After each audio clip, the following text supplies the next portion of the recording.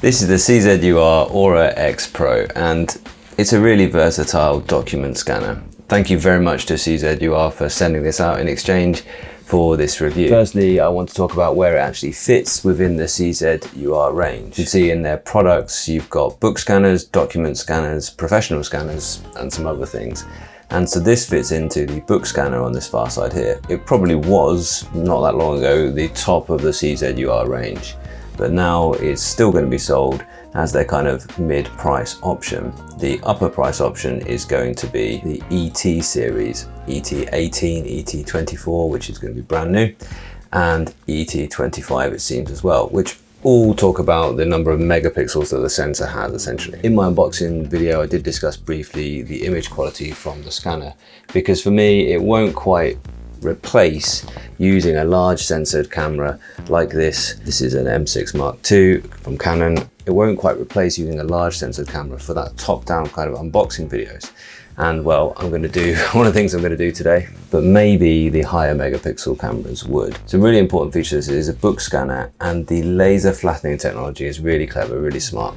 And if you are somebody that needs to archive a whole lot of books, perhaps you work in the library, then this is a really good option for you. As ever, there'll be links in the description below. Let's fire on through the review. And today I'm going to test out doing a single document, single page scan. I'm going to scan a whole book and see how the OCR works on an old book here, which is totally out of print and is ideal for archiving with this, and demonstrate what it looks like if you use it for sketchbooks. And I'm actually going to do an unboxing of something different, which will feature in its own video, but I'll use that footage to compare to the 4K footage from a sort of dedicated digital camera and show you the difference between the 1080 out of this, which I'll be capturing through OBS, and that full 4K actual image. And let's put the conclusions at the front of the video, is that this is a really excellent device for its main purpose, which is book scanning. It's got these side lights, which are for glossy images if you need to avoid getting the glare from the top lights. It's got really useful software that works just fine. Although I must say, it shouldn't really need, I think, to use a matte to give you a black background, because the software should be able to detect what is in the background and what isn't changing at each page turn. So you have to use this matte to get the full advantage of this scanner, so that it can identify the white of the pages against this dark background. It shouldn't really be necessary, although I can see it would be advantageous. It has a foot pedal, and that's good, so you don't have to press buttons and you don't have to constantly be clicking, and also we'll do auto page scan as well. The software works well. As I said, it's great as that main purpose of being a book scanner. So I'm going to give it a go with a few different things here, and I'm going to show the software as I do.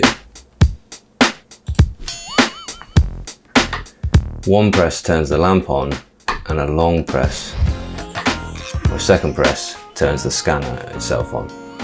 Should now recognize that it's got a scanner. Click the start scanning button. So this is the sketchbook scan, the first sketchbook scan that I did, and there's a couple of things I want to point out about this.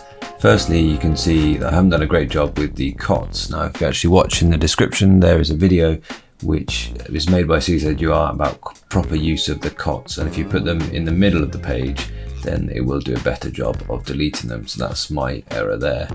Now, secondly, this was done with the top light only, and then this was done with the side light only. And you can see with the side light only, you get a lot less even lighting, which is a bit of a disappointment that you can't run them at the same time. And again, you can see the COTS aren't being used quite correctly. So if I zoom in here, you can see that that's not bad. That's not bad image quality from the CZUR. I'm quite happy with that, just for casually taking images. However, if I show off the Samsung, which was actually taken exactly the same height as the scanner itself, and in the same lighting conditions, so as when the scanner was on, literally the phone was put next to the camera. This is the ordinary 12 megapixel mode from the main camera of the Samsung. Pretty similar results really. A lot more depth of tone, though not as high contrast image as the CZUR. But if I show you the 108 megapixel mode, so that's using the full sensor, full quality of the sensor of the Samsung Ultra camera, which is one of the best smartphone cameras you can buy. You can see it goes in a lot more detail, which would be much more useful if you were looking to archive art. The next thing I'll just show you as well, I haven't got a comparison in fact, but I'll be able to just show you color rendition.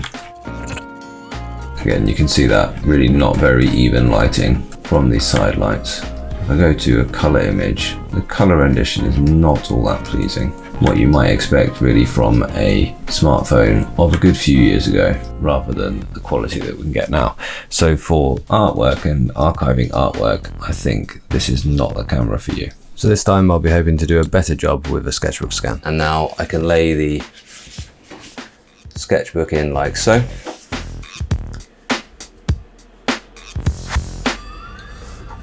And I'm going to tell it that I have facing pages, and I'm going to try this auto scan mode here. Hopefully now, when I do this as demonstrated in the video, which is a link in the description of the proper use of these cots, you should get it. Yep, it has. See how clever it actually is. This is why they're selling this automatic holder, I think, so that when you turn the page it doesn't slide.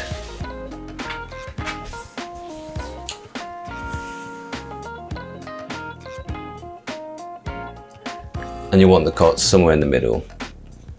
Quite pleased with that automatic page scanner. I'm using the top lights here because if you've seen my unboxing video, you'll notice that the side lights, although they're very nice, they're very useful for glossy images, they don't give as even a light as the top lights do.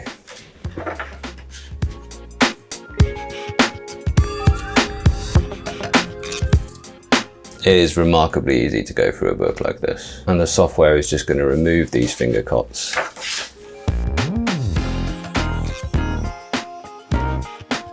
If you see the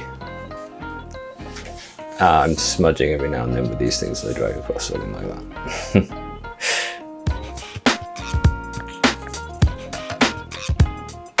You see the laser there firing from around here on the scanner? It actually just lays some red lines, which it can then straighten those lines essentially, and that will straighten the page. How well it'll get my hand there. Yeah, it's removed the cots, removed my hand from that image there. Now I haven't quite got that one level, but it has, you can see, automatically leveled it as well. So I guess as long as you put the crease in that kind of region, that kind of orange region that you can see there on the page, you should be okay. Okay, nice, and that's the whole sketchbook. So that was remarkably quick for 36 pages. And now, where do I go? I think I go back actually, and then export. Ah yeah, so now I can click all of them, and I can go export to PDF, which would be the most obvious thing here. High quality, can go A4. Not too bothered really what the format is. Confirm, and then call it sketchbook. So yes, that is remarkably easy. And this is not really the main function of it for artwork for me. Because of the uneven side light, I'd really like to see that being able to be used as well as the top-down lights for artwork. And if I show you a comparison of 3 different images, which is from a PDF from a previous sketchbook and from my Samsung Ultra camera in its 12 megapixel mode and its 108 megapixel mode, you can see that the 108 megapixel mode is better than the other two. The color rendition is not perfect, as you can see in this image on the color pages there. Really, if you're trying to archive artwork, you should be using the best quality photographic camera that you can, which are really highly optimized for true and accurate and pleasing colors. But if you want better quality, then definitely look into the higher megapixel versions of the CZUR system because of all the other benefits that you get with the CZUR. They're improving this all the time, but currently it's not going to be better for artwork scanning than your smartphone camera, or the ideal, which would be a flatbed scanner. The next thing I want to try today is just to show you for a single page document how that works. So I'm going to go flat, single page instead, and you can see it simply detects what it's looking at And now I can just press the foot pedal once, it scans it. That was quick and easy. Go back here and choose how to export it. I'm going to try and export to Word. Select the actual one I want the latest one.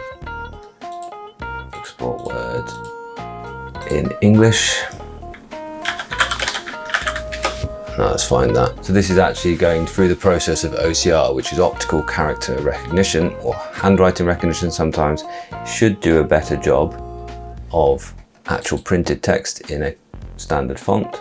Here it is. Okay, that is pretty much, ladies and gentlemen, exactly the document there. It's recognized where the images are and just given me those as clipped images. I could then, if I wanted to, I could probably convert that image into full black and white. Yeah. So very easy to do. Actually, for this single purpose, I'm very impressed with that. That's got everything. Just checking, hasn't bolded that one. Apart from that, everything's there. Yeah, so that is going to be really, really useful. You just need to be able to get from a single document straight into a Word document. Talking about single documents, I'm not actually going to do this one today because it's not something I feel I need to, but let's say you had a owner manual, just bought a bike for your daughter, and you think to yourself, well, do I really need a bicycle manual hanging around? You could very quickly scan that and make it a searchable PDF, and then in perpetuity you've got a very small file rather than a cumbersome and annoying extra bit of paper to look after and wonder where it is every time you want to fix your daughter's bike. So it really is so far so good for this, but now for the big one. This is the actual, I think, purpose of this scanner, which is to archive old books. This is a book of questions on physics that went out of print in the 70s, I think. I'm going to go ahead and scan this. Nuffield, if you're watching, I'm only going to use it for my own purposes as a teacher. I'm sure you won't mind. And it's got facing pages. I'm going to stick on auto scan. I'm going to use the finger cots in the way that they were intended. And I'm going to try and scan every page, including, nicely, the signature somebody's made in the front there. And I'm interested to see how long this will take, including the OCR recognition, because I want this to be a usable document that I can actually copy and paste these questions out into my own teaching resources. Nowhere else. I highlighted this page because I thought it was really nice little point. To those on whom these problems are inflicted. How many of you feel like physics problems were inflicted on you? Well, the writers acknowledge that too. Now for best, I should really have them in the middle and horizontal.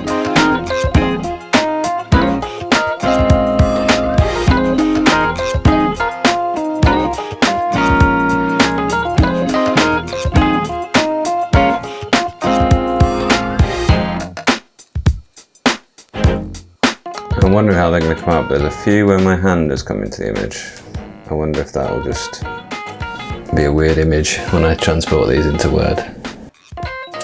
Okay, well, how long did that take? I'll put a little timestamp on the screen there. Certainly didn't feel like a long time for a 90-ish page book. So now all I need to do is go ahead and go back out of this screen, export this as, again, I'm going to do Word with OCR. Oops, I've got to actually select the things first. Probably is going to take its time this time. So whilst that does that, I'm not sure how long that's going to take in the background. I must say though, I'm really impressed. Went into this not 100% certain how much I would love that. That's really useful. I do have a stack of those. It's not going to take me long to get through those, actually scan them. And as long as the OCR is good, it's going to be really useful. What I would say is the auto scan is really good. And this specialist use is a really, really useful thing with this company. I think for those who are interested in archiving, I think this is a really useful thing. Maybe you work in a library and you wanted to make part of a collection or all of a collection more searchable. Well, that's great. I do want to remind you to pay attention to copyright law. Now, this is a copyright book. It is probably towards the point where Nobody's bothered about the copyright of it. It's quite an old book. However, and I'm going to use it purely for educational purposes, I feel quite comfortable with that. However, it is not a useful thing for one of your class to decide that they're going to buy the textbook, or club together to buy the textbook, scan it and share it. That is not really a fair thing to do. So please pay attention to copyright law when you're using this. Things like manuals, old manuscripts. For instance, my granddad typed his memoirs about his time in World War II, and my cousin sat and typed them up. They were typed on a typewriter, so they weren't digitized, but my cousin sat and typed them up.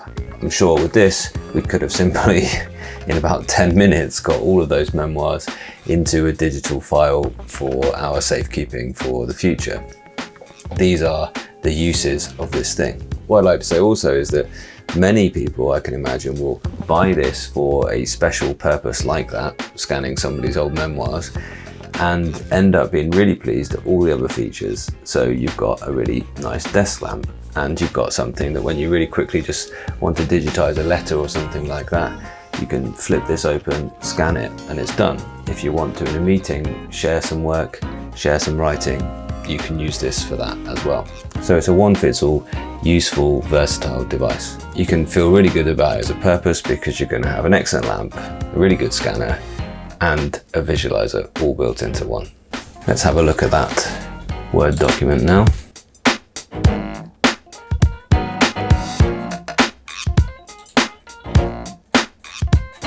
It looks all there, doesn't it?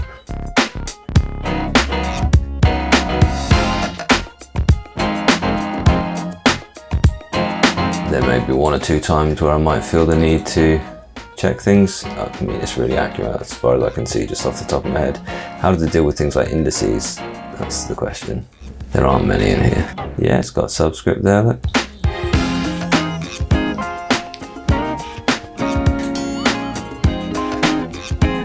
Really impressive. Slight change there, look. These are things that wouldn't take long for you to clear up. It saves you an awful lot of work if you wanted to use those problems, as I do in some of my lessons, from typing them out. And it did manage to get rid of my hand in some of them as well. I'm really impressed with that software. The software is a real plus point about this device. Well done to CZUR for developing some fantastic software. So the last thing I'm going to do in this review of the CZUR Aura X Pro is I'm going to show you something that I would normally use this top-down view for. I'm going to go ahead and shoot an unboxing video, and I'm going to do a totally unfair comparison with this, the Canon M6 Mark II, which is shooting in 4K.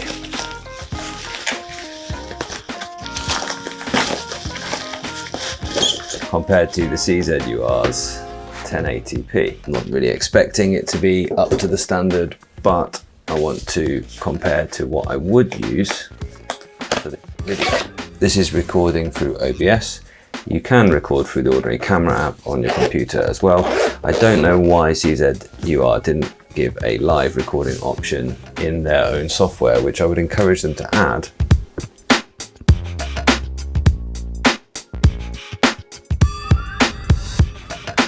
I'm sure they'll be able to get better out of their camera than OBS will with its defaults.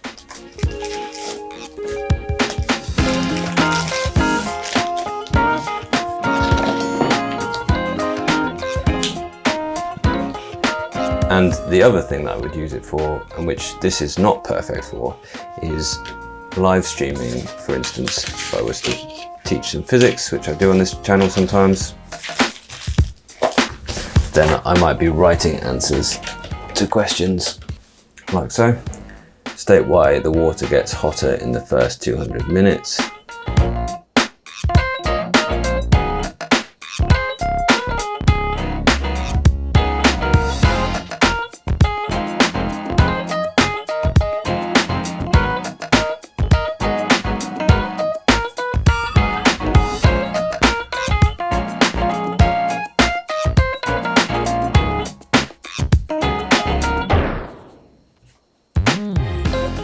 And the thing is that it is quite nice is as you write,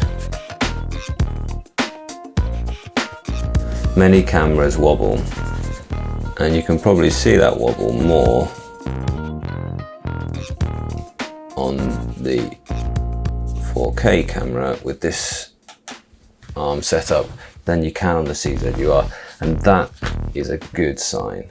And if you're happy with this quality, which is this quality is not so good as this quality, if you're totally happy with the 1080p quality, it's good enough for your live streams, good enough for your webinars, then that's useful that it doesn't have that problem of camera shake like the smaller cameras might.